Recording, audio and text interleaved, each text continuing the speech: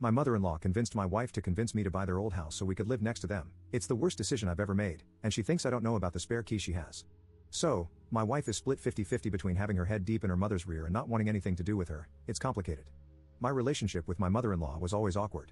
She didn't want her precious daughter to leave home and build her own family, so she always tried to shackle my wife as close to her as possible and used every trick up her sleeve to achieve exactly that. From fake illnesses to emotional manipulations to last-second, unnoticed vacations we were forced to go on, my wife, until now, never grasped that what her mother was doing was wrong. Around 6 months ago, my mother-in-law and father-in-law bought a new house, a smaller one, as they didn't need all that space at their old home. At first, I personally wasn't interested in that house, but somehow my mother-in-law convinced my wife to convince me to buy the house from them, so we could buy it cheaply and have one less worry. I was completely against the purchase.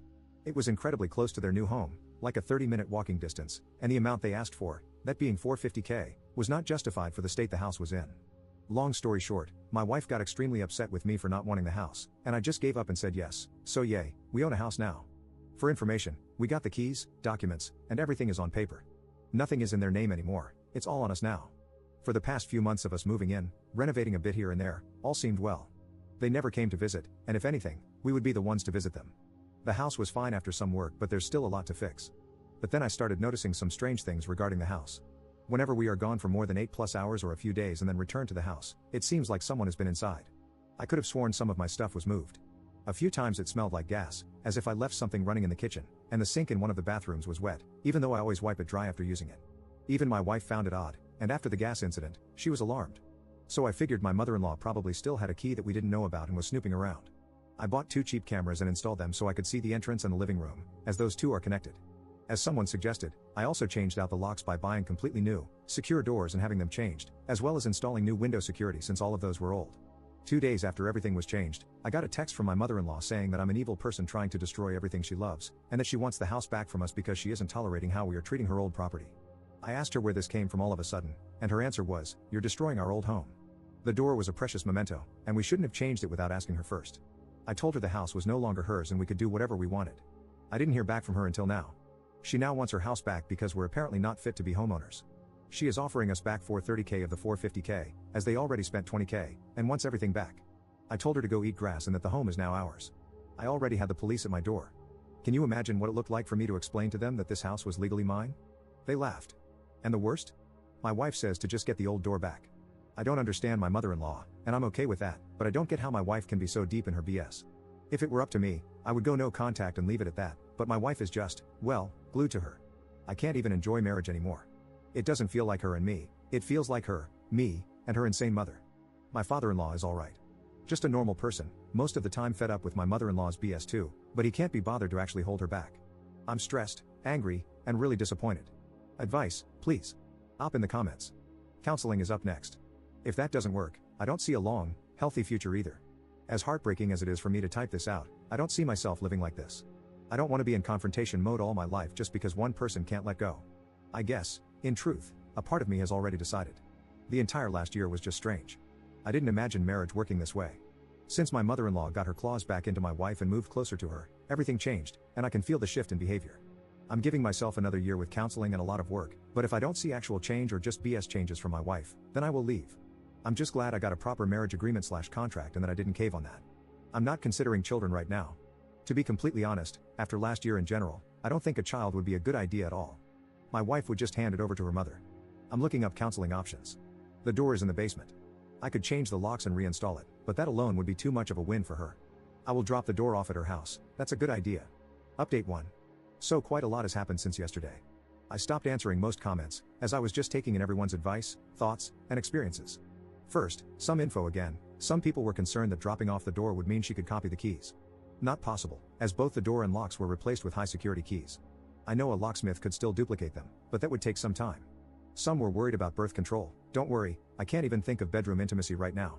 Regarding security, no, I did not catch my mother-in-law on camera. I installed them in conjunction with the change of the door and locks, and I don't see a point in spending money on more cameras, Ring doorbells, etc. Some asked if my mother-in-law had more children. Nope, single child. I paid the entire $450K. My wife didn't pay for the house, renovations, nothing. She bounces from one job to another, trying to find something fitting. This has always been the case. I don't mind supporting her, but I feel a bit leeched off sometimes. Now to the actual update.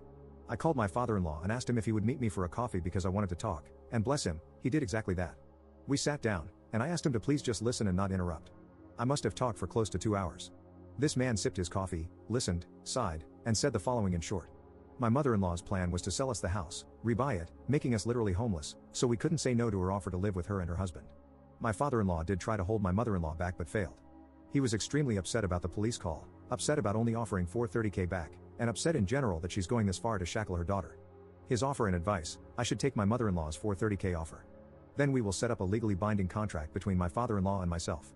He will give me the $20K plus what I put into renovations, etc., without my mother-in-law knowing, which would bring me close to $500K.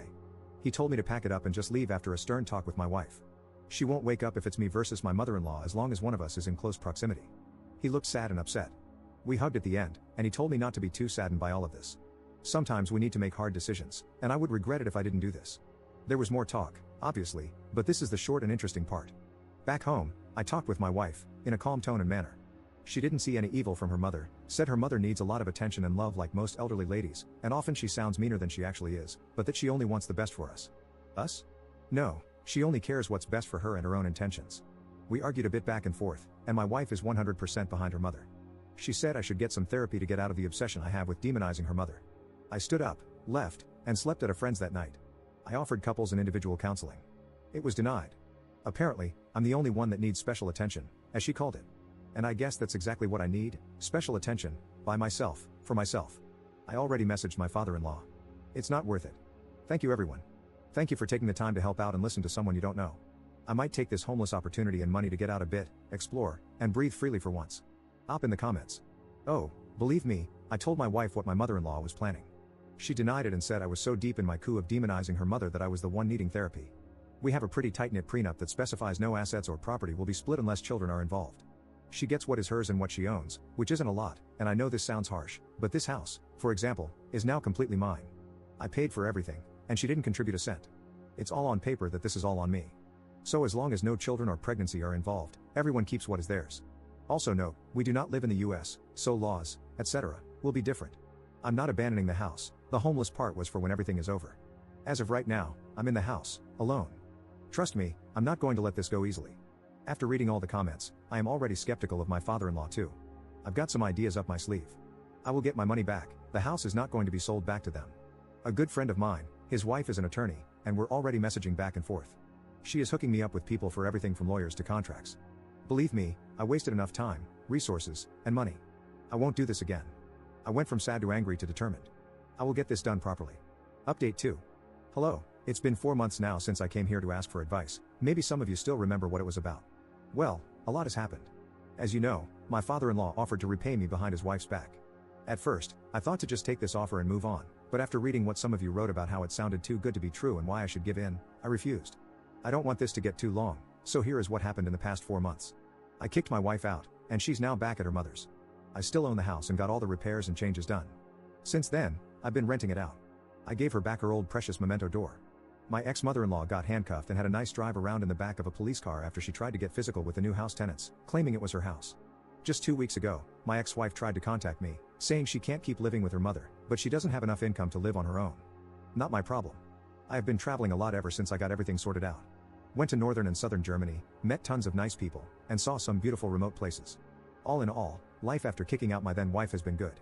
I never realized how shackled my thoughts and actions were while being with her after we moved closer to her parents. I now live in a nice 2.5-room apartment near a small city. I enjoy myself and take everything slowly, focusing on work, myself, and just relaxing for once. You wouldn't believe how happy I am that we never had children together. Thank you.